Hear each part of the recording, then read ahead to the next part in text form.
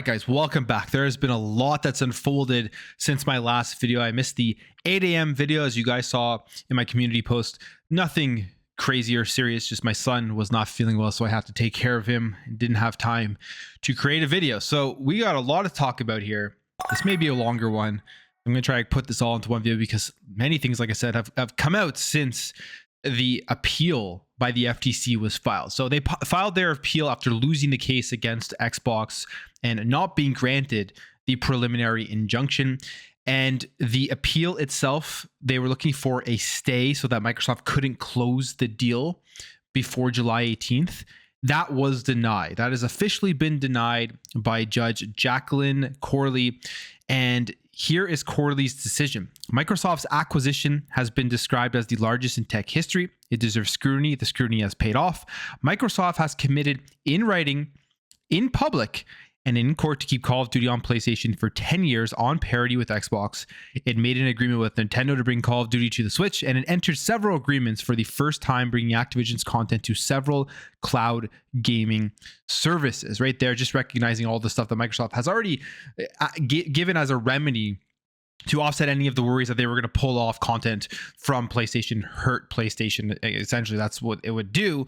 And giving more access to consumers, which is the good thing. See, and Judge continues here. It says, this court's responsibility in this case is narrow. It is decided if, notwithstanding these current circumstances, the merger should be halted, perhaps even terminated, pending resolution of the FTC administrative action. For the reasons explained, the court finds the FTC has not shown a likelihood it will prevail on its claim this particular vertical merger in this specific industry may substantially lessen competition. To the contrary, the record evidence points to more consumer access to Call of Duty and other Activision content. The motion for the preliminary injunction is therefore denied. So that was the original statement that Judge Corley had put out to deny the preliminary injunction. And then the FTC went and said that they asked the court to enjoin the merger at the issue pending resolution of the FTC's appeal to the Ninth Circuit Court of Appeal. So they were trying to get the deal not allowed to be closed until they actually went to the Ninth Circuit Court of Appeals, and the motion was denied by Corley. So what all this means essentially is that Microsoft is going to be closing this deal unless something crazy happens. And a lot of people are predicting that they're going to go ahead and close it on Monday because they have until the end of today for anything to stop this deal from closing. This is when the temporary restraining order ends at 11:59 p.m. July 14th. So Monday morning, the next business day, Microsoft is going to be able to go ahead and close this deal. We've already seen that the Activision stock is being delisted from the NASDAQ, and that would point towards the end game of this entire thing because, as we know, they sold Activision Blizzard for $95 a share. So you are going to get, if you are an Activision holder, $95 a share.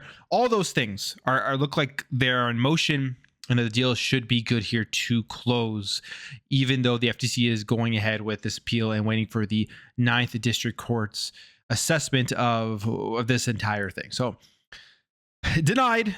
So the appeal was just for show, trying to stall this thing. Now, the other thing that we did talk about that was going on was with the CMA. And the CMA came out after the FTC had lost their trying to get the preliminary injunction and said that they were going to, with Microsoft, send in their documents to stop the current proceedings that were going on with the appeal and potentially come to a agreement, discuss and try to get some more remedies to push this deal through in the UK. And here is what we are seeing that potentially may be happening. It says Microsoft's Activision UK rights sale to push the merger through. And what apparently is happening is that Microsoft may be giving up some control of the UK cloud gaming unit. It says here that Microsoft is considering giving up some control of their cloud gaming industry in the UK as a way to appease regulators so they can complete their $69 billion merger by the July 18th deadline, according to people familiar with the matter. And we did also see, though, after they had come out and said that they were going to go back to the talking table or whatever you want to call it, the discussion board, and figure out a way to push this through, that the CMA would still have to do a complete new investigation into any new deal that was created. So it seemed like they weren't that open to actually coming to an agreement before the July 18th deadline. But from this article here from Bloomberg, it is saying, and it was just updated today, that they may be giving up some of the cloud gaming market to try to make sure that they could still close this thing on the 18th. Now it says this could involve selling off cloud-based market rights for games in the UK to a telecommunications, gaming, or internet-based community company, said the people who asked not to be identified discussing the confidential planning. A private equity company might also be interested, said one person.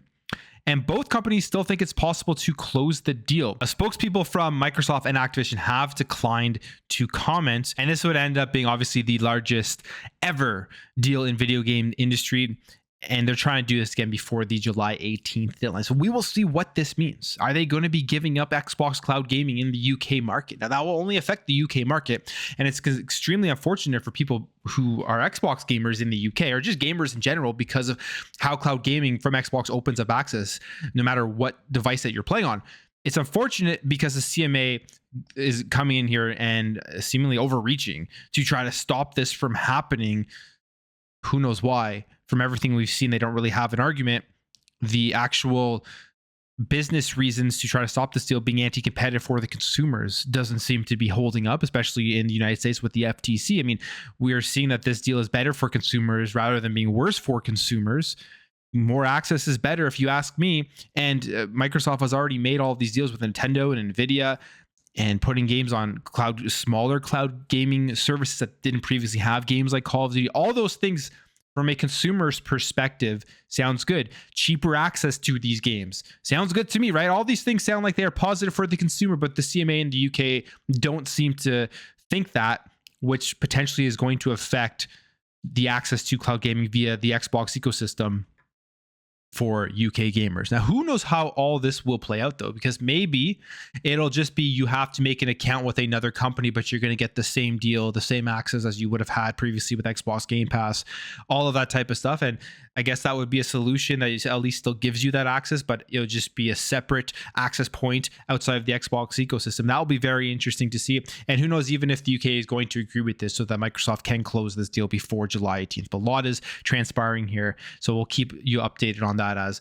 more things do develop. Now, when it comes to whatever Microsoft is offering here to the CMA, it does seem like there is probably something substantial here that the CMA is considering, because there was also this that did get filed, and it was the CMA issuing an extension on the final order for the Microsoft Activision Blizzard investigation, pushing it from July 18th to August 29th. And they say here it's due to special reasons, which I'm guessing it's whatever Microsoft and Xbox submitted to try to get this deal approved.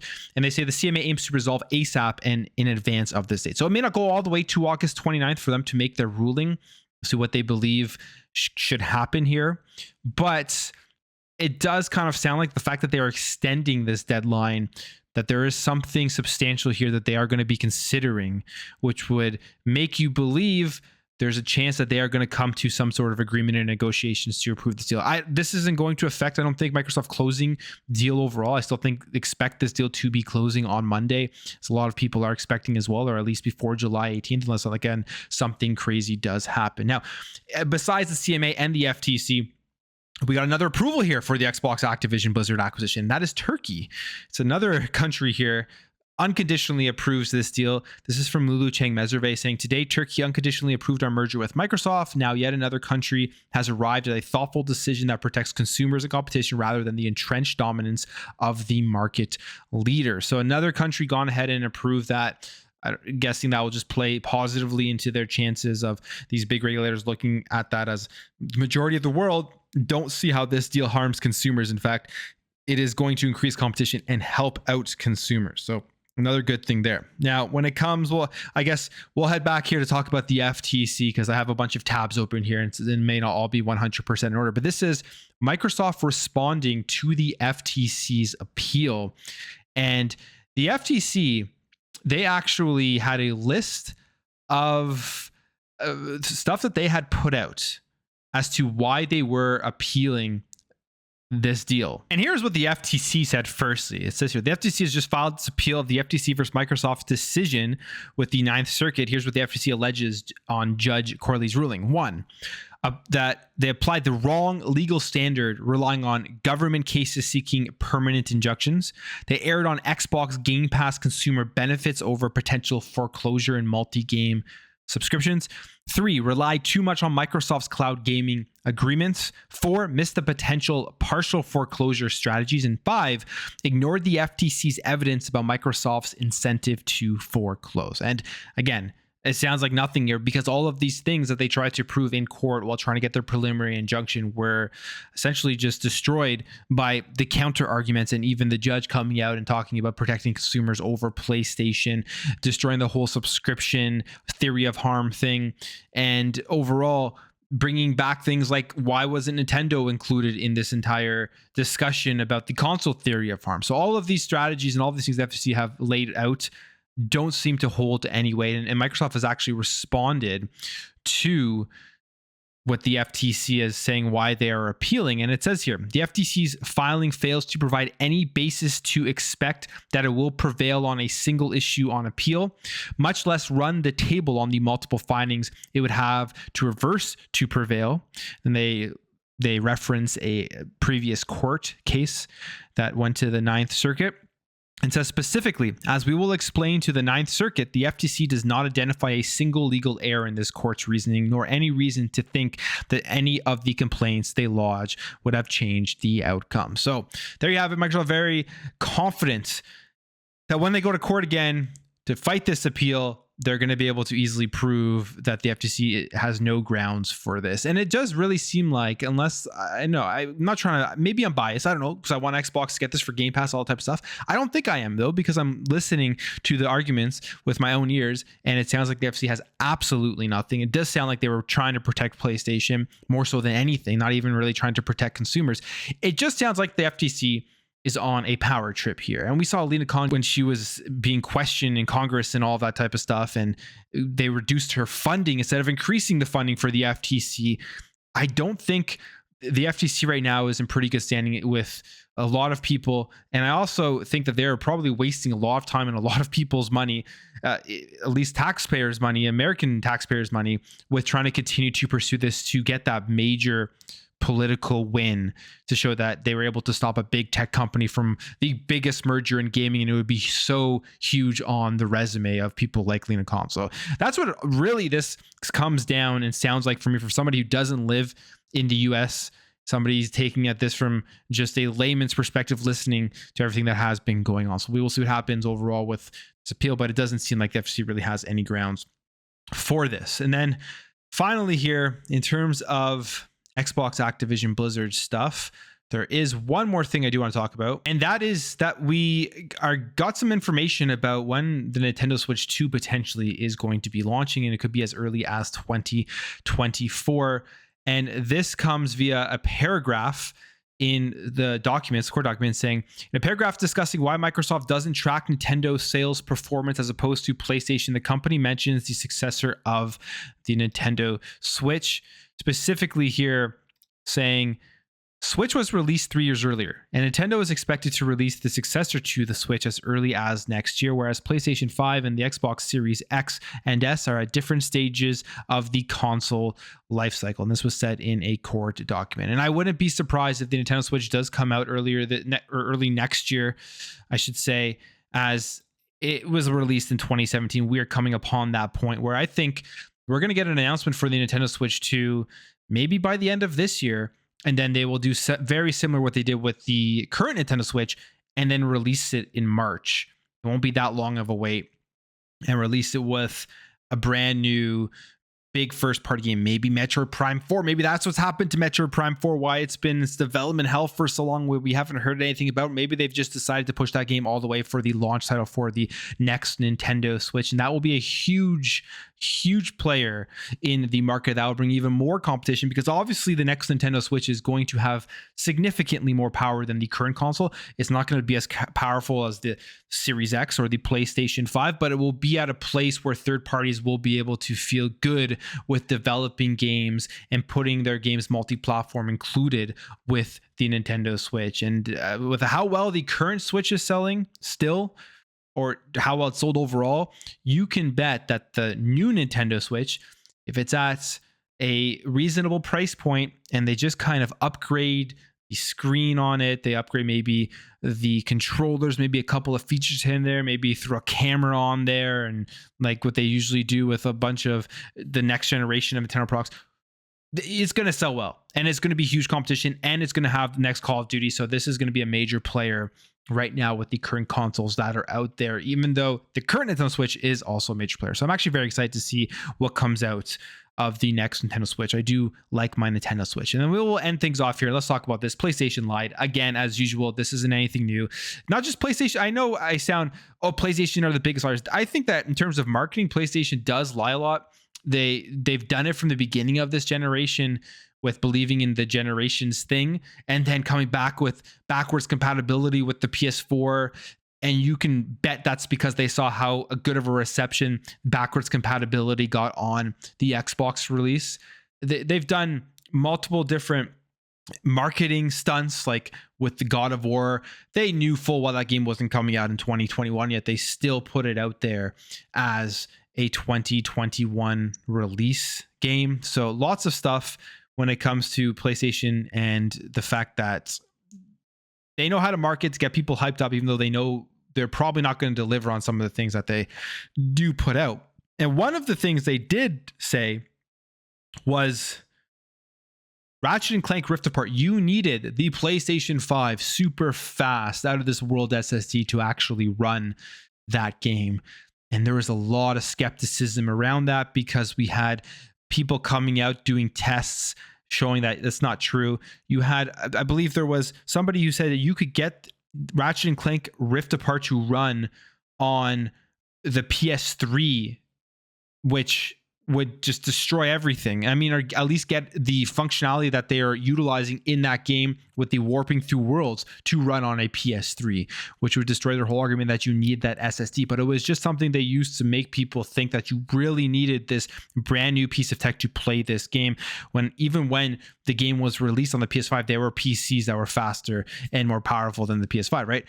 We now have full confirmation that you do not need a SSD to actually even run Ratchet and Clank Rift Apart.